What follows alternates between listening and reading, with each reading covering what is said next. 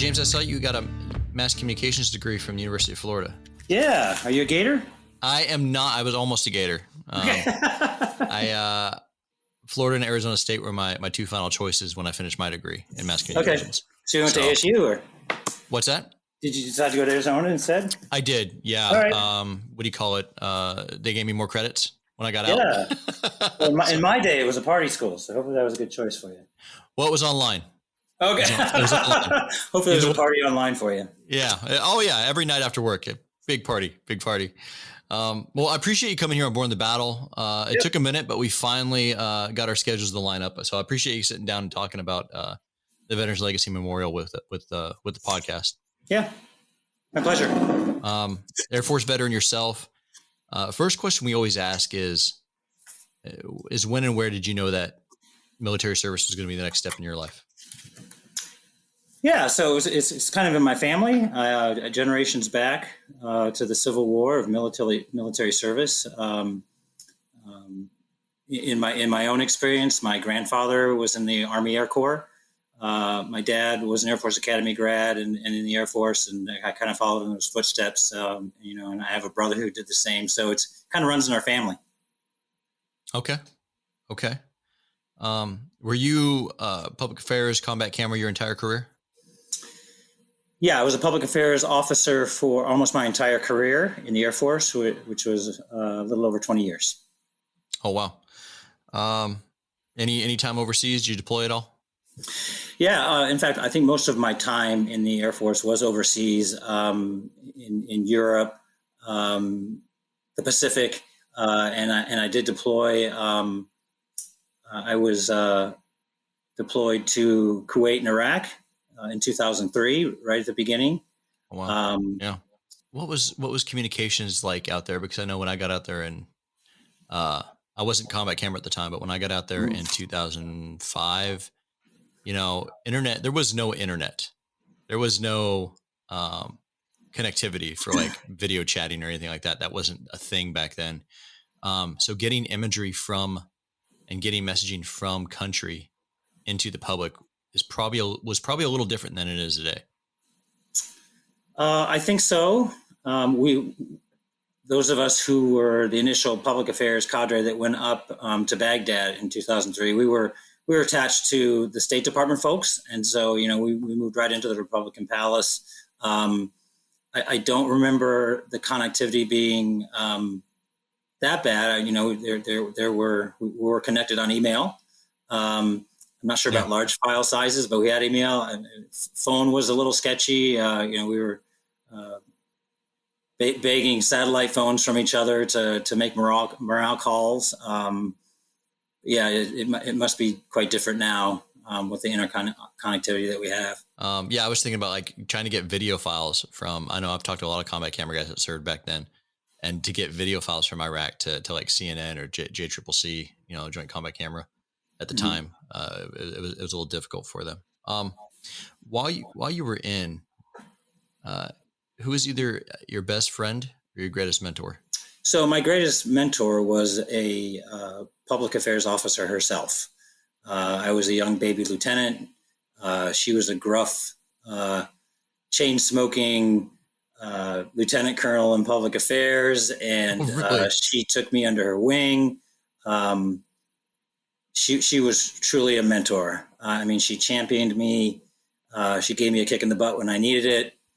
It was a person who I felt safe with to talk about, what I might have been experiencing, or, how I was growing from, a baby lieutenant into a real leader.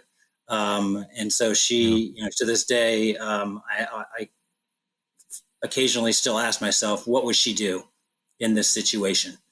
And so she definitely had an impact, not only on my military career, but still now in my professional life.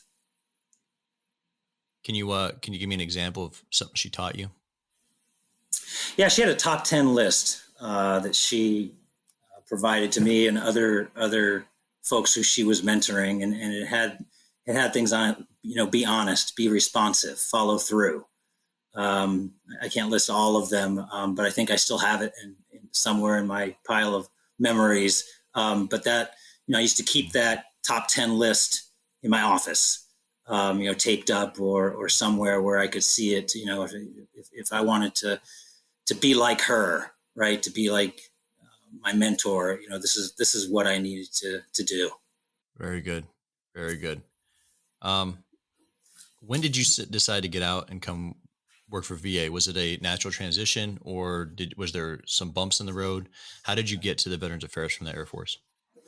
Yeah, so I left the Air Force because of don't ask, don't tell. Okay. And so that was obviously a challenging time for me.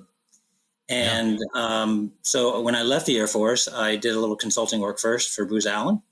And then I got into federal service. I worked for the Department of the Army. Then I went to Social Security Administration, Health and Human Services, and finally landed at VA about 4 years ago.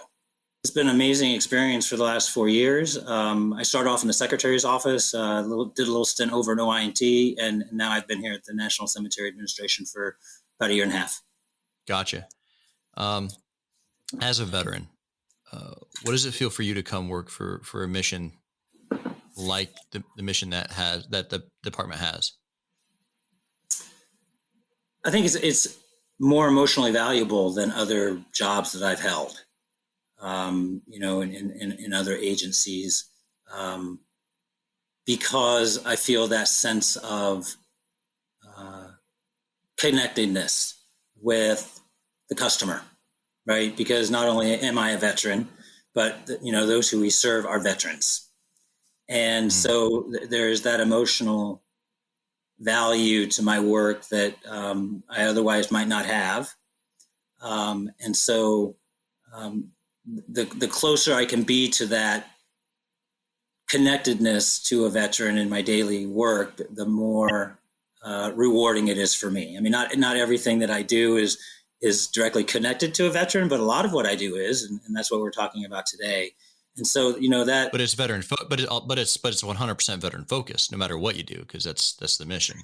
It is true, yeah. I mean, we all support veterans. Not all of us have a direct connection on a daily basis with the customer, right? You're not like a doctor seeing veterans every day. You kind of behind the scenes working for a program for veterans. Yes, that's true. Yeah, I don't have face-to-face contact with veterans, but I interact with veterans occasionally on this program. I interact with survivors and family members as well, which is a valuable experience too, because they're also our customers. Absolutely. Okay. So like you said, you've worked at a couple different positions within VA. You're now the program officer for the Veterans Legacy Memorial. Overall, what is the Cemetery Administration trying to achieve with this site? Yeah, the mission of the Veterans Legacy Memorial is to ensure that the legacies of our veterans continue even after they pass away. When a veteran dies, what we don't want to happen is to have their story not be told anymore, or to have their name not be spoken anymore. And so VLM was designed and launched to preserve the legacies of veterans so that family members and survivors can continue to tell their story, that continue to talk about their military service to their country and to their life. And it's an amazing online platform to be able to keep those legacies alive. It kind of reminds me, and I've played on it a little bit, but it kind of reminds me of a Facebook for those that are no longer with us. The way it's kind of built out now. Yeah, it has some attributes that would be common to social media platforms. It is different than what we would consider a social media platform. I mean, it's not a First Amendment arena where people can say and write and submit whatever they want. I mean, it's sure. A moderated platform where every submission is reviewed by a VLM moderator to make sure that it conforms to our user policy and that it's appropriately honors veterans. So it's a little different in that respect, but some of the functions clearly are the same. The tributes feature that we currently have is much like you would have on Facebook or Twitter, where you can put comments. some of the features that we are turning on for Memorial Day will even look more similar to some of the other features that one might see on a social media platform. Yeah, really surprised to see that. I logged into it about, I think when you guys first launched to where you are now, it seems like there's a lot of functionality that has changed on the site itself. A couple things I noticed that have changed. When I clicked on a name, you got the basics like the date of birth, death, service, photo of the marker. That hasn't changed. By the way, who's taking all those photos, all those marker photos? Yeah, so there's another project within NCA, another IT related project, which for a couple of years has been going around to all our cemeteries, our VA national cemeteries, taking photos of the headstone or markers, planting a stick in the ground there where they can get the latitude, longitude, and that's put into a separate database. And then VLM sucks in that image and that mapping information in order to put the image on a veterans page or to create the Bing map of where the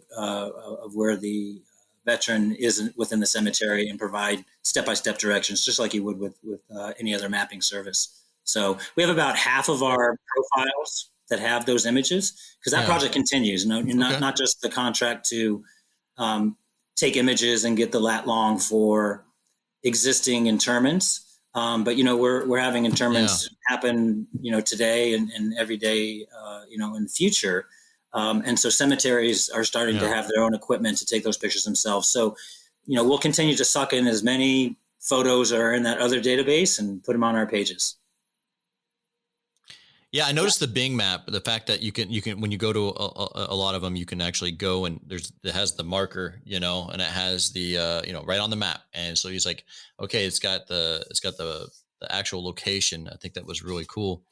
Other things that are on there: cemetery location, date of interment. Like you said, people can leave comments. The other functionality I noticed was the ability to add photos and add historical documentation. You talked a little bit about it, but what is the review process like for people that do submit stuff for the veteran that they loved? Yeah. So first of all, you mentioned that when you pull up a page, you see the information that we're pulling from an NCA database, right? You see the date of birth, the date of death. If the veteran has an emblem of belief, that'll be displayed. All their service information, their rank, their service branch will be displayed. And right now, people can submit tributes or comments. That's really the only thing that people can submit today. As we approach Memorial Day, we're going to be turning on a lot of other features, which will allow them to submit photographs, historical documents, biographical information, and other pieces of content. And once those are submitted, whether it's a tribute today or whether as we get near to Memorial Day, it's an image or a document, that submission goes into a dashboard that me and my team manage, and each one of those submissions is reviewed. Every single comment that is submitted is reviewed by a human and determined whether or not it complies. Is that a big team? The team that we have that reviews it is or has the ability to review the dashboard is not a huge team. It's a mix of contractor and government personnel who have the ability to go in and review those comments. Right now, we're not having any issue keeping up with the volume. Even when we surge, like over Memorial Day last year or Veterans Month last year, we plan for those kind of surges so that we have the staff to do it. So when a moderator looks at a submission, it's pretty easy to determine whether it complies with the user policy and whether it honors veterans.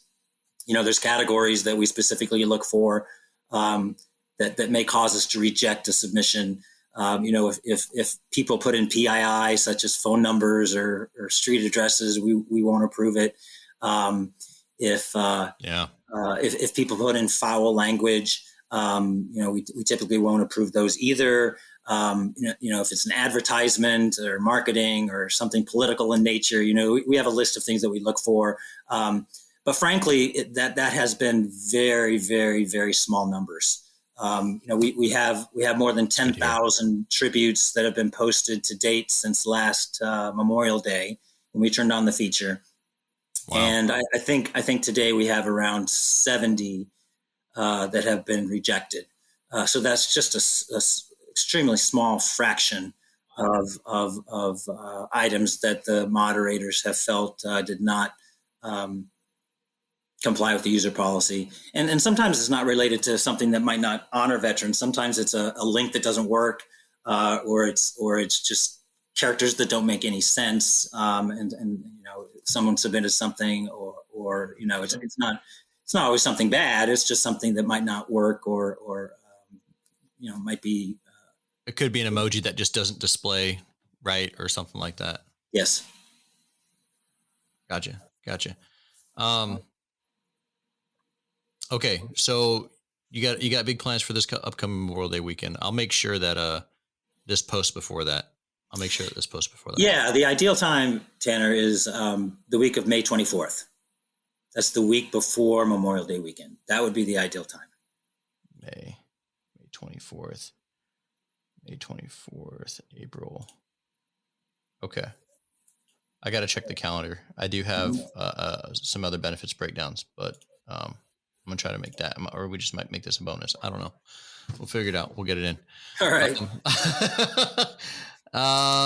Before we move on to talk about Memorial Day, if I can talk a little bit about the types of content that we're seeing. Yeah, because it's what we see from the users who are telling stories or sharing memories is we're seeing a lot of emotion. We're seeing camaraderie. We're seeing grief.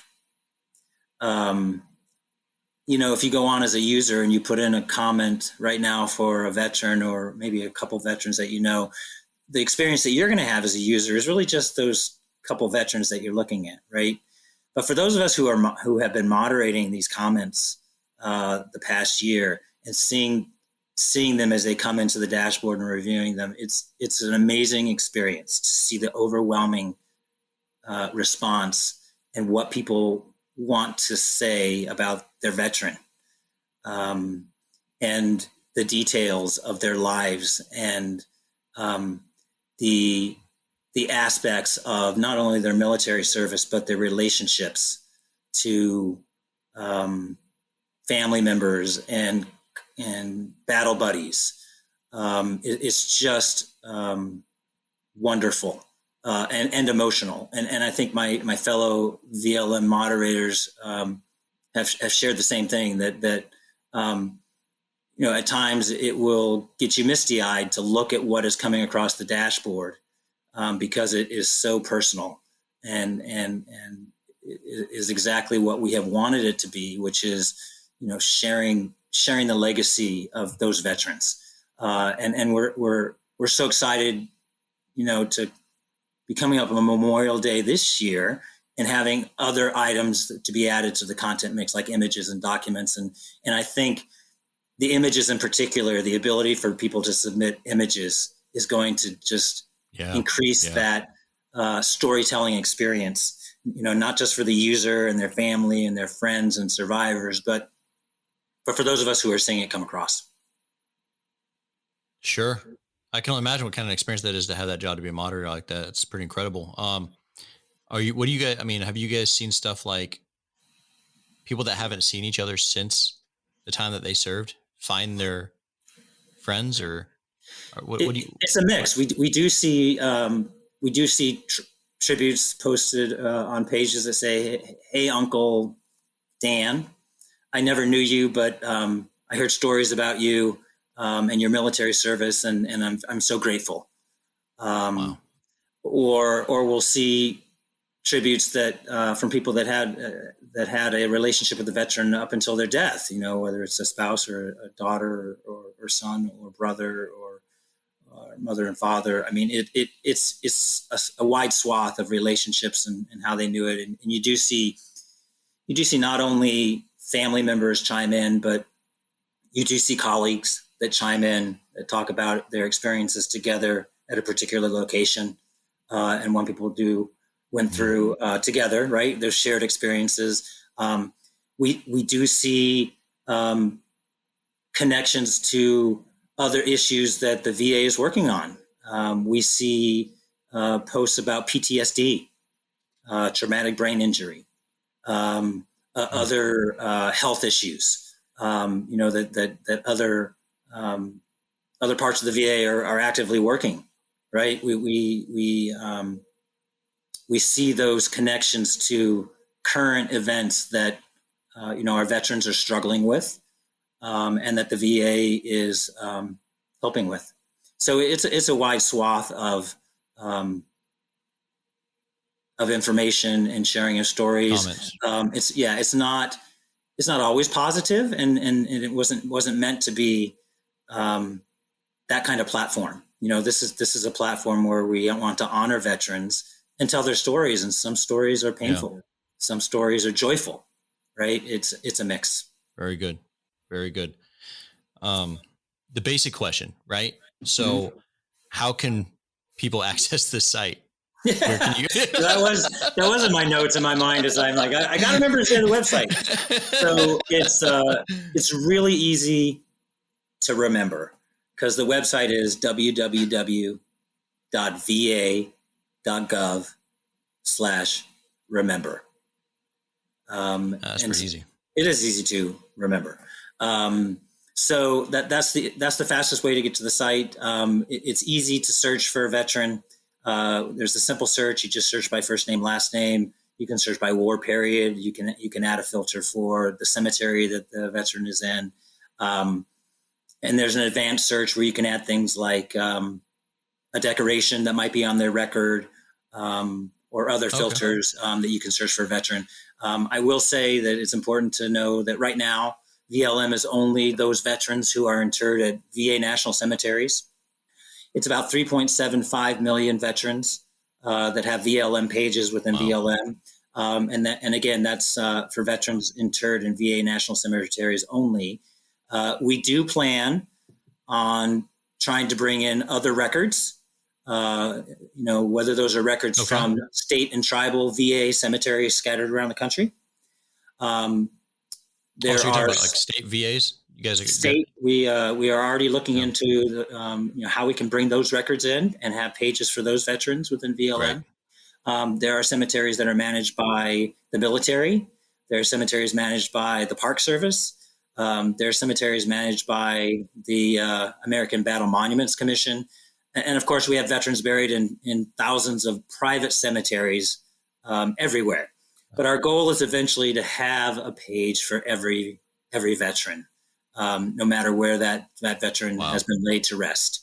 So that's something that will take time.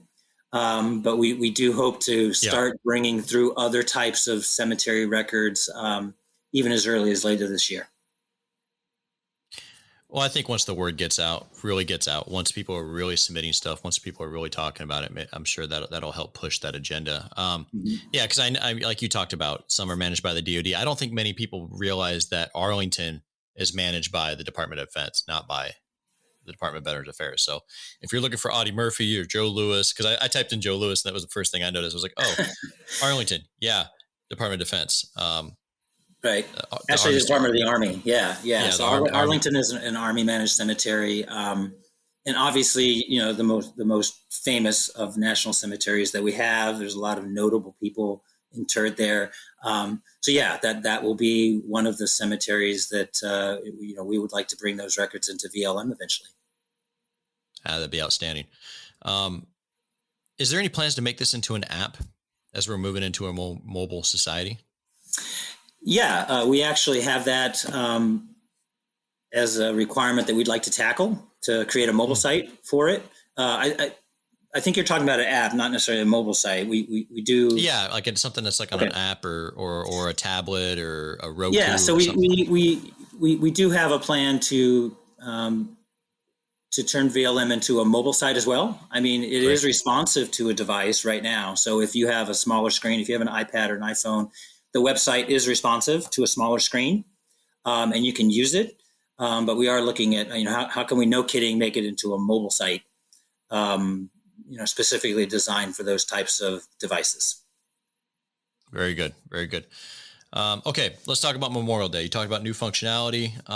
What's coming up, both, I guess, within the Veterans Legacy Memorial for Memorial Day, and then I guess things have got to be changing within cemetery administration for COVID.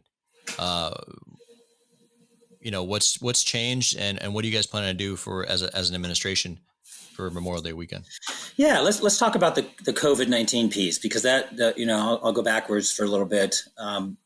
Last Memorial Day, we launched the tributes feature, which was really the first interactive way to use VLM, is to have users submit comments, which we call tributes, and we did that very intentionally during that time, because it was the height of the pandemic. People couldn't necessarily go to VA national cemeteries to be part of a memorial service. I mean, there was a time when we were not doing committal services. Interments. We were doing direct interments, and we were limiting it to a certain number of people only, and there were social distancing rules in place at the time. And so we launched the tribute feature intentionally to allow survivors and family members to be able to virtually honor their veteran, even if they couldn't physically go to the cemetery. And usually over Memorial Day at our VA national cemeteries, there's huge ceremonies. The scouts are there putting flags onto each of the headstone markers. People are going to visit their veterans. That's what we do on Memorial Day, right? We remember. And so by and large, we couldn't do that last year. So we intentionally launched the tributes feature because we wanted to provide that opportunity, and we found that people did use it, and then we did see tributes come across that talked about COVID-19. That talked about, hey, I couldn't come to see you this weekend because of COVID-19, but I just wanted to remember you. So we of course are still in the pandemic. And so, as we approach Memorial Day this year, there still may be some restrictions on activities at our national cemeteries. And if there are, VLM is still that virtual platform that will let people honor their veteran, even if they can't, again, perhaps go to the VA National Cemetery. So that has definitely played a role in the timing of the feature that we rolled out last year, and I think this year, as we provide even more interactivity, it'll allow people who, for whatever reason, COVID related or not, can't make it to where their veteran is. So we're excited about the new features. It's really making the site content. It's just going to explode the types of content that people can submit for a veteran. So, we talked about images, and our customers have been asking this. We have a customer support team that takes questions from users and helps them find their veteran. And is that on the VLM website? The customer support? Yes. Yeah. If you're a user and you go to via our VLM website, you can click over to customer support.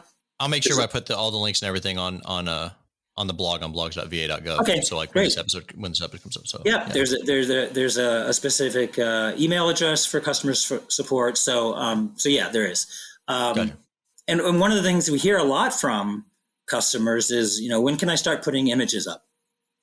And so that's something we've been working on for a while. It's very exciting that we're going to be able to offer that as we approach Memorial Day, and people will be able to not only submit photos with their tribute or with their comment, much like they would with Facebook, right, where you can submit photos with your text, but they can submit standalone photos that will be displayed in kind of an image library, and they can put captions in. And so we're very excited about the image one. We think that'll be very popular with users. But there's a whole slew of other content types that we're going to be opening up to users. We're going to allow them to submit longer length biographies for their veterans. So if they want to, put a page or two of information that summarizes the veteran's life, they can submit that. If they want to create a timeline of a veteran's service and say, okay, during these dates, this veteran was stationed at these installations or on these ships, and during these dates, the veteran got this service award or that service award or decoration. Once those are approved by the moderators, it'll display that whole timeline in chronological order on the veterans page. Wow. So it will kind of summarize, their military service. Where they do the data ranks, so even a more expanded version of that. That's pretty cool. Yeah. So and those fields for the timelines are flexible enough. People can put in, received Bronze Star and the dates that the Bronze Star was received, or earned my degree through this military institution, or got this certificate of training. I mean, it really is flexible enough to allow for whatever users are submitting. Another content type that we're opening up are documents. People can submit PDFs, and they'll reside in another tab on the page as kind of a document repository. So a couple examples are award citations. So if you have an award citation for a Defense Meritorious Service Medal, a user can scan that in as a PDF and upload it to the site, and it'll talk about what that veteran did to earn that particular decoration. It could be newspaper clippings. It could be an obituary. That's great. So the amount of content that we're opening up for users is just increasing exponentially. Sounds like every year you're looking for a different functionality, a different thing to do. I really think that's really. I think all that's really cool, because if, say, there's a student out there looking to find a great or a journalist that's looking to find a great story on a veteran or something, that's like, this is can be a complete repository for that. That is outstanding. And we're not only, requesting that users submit content, within NCA, within the National Cemetery Administration, we also have content on certain veterans. Our historians have information that may be on a particular veteran, lots of particular veterans. Our Veterans Legacy Program, which works with universities and students to do research on veterans and their stories. We have a lot of that information in-house. So we at NCA will be adding that information to veteran pages as well. So it's not just something that we're offering to users. It's something that we're using ourselves to try to tell those stories. NCA being the National Cemetery Administration, not everyone that listens to this. Yeah, I'm going to try to. Yeah, thanks for the reminder about acronyms. Not a big deal. There's one other feature coming for Memorial Day I wanted to mention, if I could. So absolutely. We've created the ability for users to follow a veteran within VLM. Oh, so if anybody gets like a notification, somebody would get a notification if something was updated on that. Yes. Oh, okay. So, come Memorial Day, you'll see a button at the top of a veteran's page that says "Follow this veteran," and if a user clicks on that, whenever content is added to that page by whatever user, right? Whoever's following that veteran will get an email alert saying that content's been added to this veteran's page. Here's the hyperlink, and so they can keep track of what is being shared about their veteran. So we're excited about that as well. We think that will allow people to stay connected to specific veterans. Yeah, I think that's really cool. You get a Google alert on if anything gets updated. That's pretty awesome. Not a Google alert, an email alert. An email alert. So, right. similar type of thing. Right. Very cool. Okay, James, cover a little bit of ground. Is there anything about the Veterans Legacy Memorial that I have not asked that you think is important to share? Yeah, so you can see me looking through my notes to make sure I cover everything. There's one thing I wanted to share about how users can experience VLM. So anybody can use VLM either to view what's on a veteran's page or to submit content. What we ask for when users submit content is their name and their email address. We also offer people the ability to log in as a member of VLM, and they would just need to have an ID.me account, which the VA uses for lots of other apps and other agencies use as well. If you are a logged in member, you don't have to submit your email address and your name every time. It will recognize you. So if you're using VLM frequently or on a veteran's page frequently and submitting stuff, it might be valuable for a user to create an ID.me account and log in as a member. We do offer the ability to like, an image or a tribute, similar like you would like something on a social media platform, and only logged in members can like something on the platform. But by and large, submitting content for a veteran and being able to utilize the other features, you don't need to be a member. You'll just need to, submit your email address and name every time. So we have a record of who's submitting the content. So I did want to mention that, the usability of VLM. So I think that's important for users. So what would I leave folks with about VLM? I would say that, first of all, this is a platform for all of us to share the stories and memories of those who we love, those veterans who have sacrificed for their country. And it doesn't have to be even a veteran that you're associated with. It could be a total stranger who you have done research on or is connected to your community or to your VFW chapter. It might be a colleague that you're interested in, but it's an opportunity to stay connected to the veteran community, even after a veteran has passed, and to share those stories so that those stories continue to be told. I mean, what we don't want, again, is for people to forget the names of these veterans, to forget their story. And this is a way to ensure that their legacies stay alive. We gotta get them one way or the other. Machine gunner, firefight, bullets fly, day and night rain. Simplified, do or die, another campaign. My desk is a rock where the drug lords cut up millions. My pen is a 7.62 round that'll cut them down in an instant. Point, click, pull the trigger to the tune of falling brass. Full benefits and a purple heart and a Russian-made bullet in my bag. Raining down lead, punching that clock. Get 'em boys, I'm laying down cover. Machine gunner, bullets fly, day and night rain. Simplified, do or die, another campaign.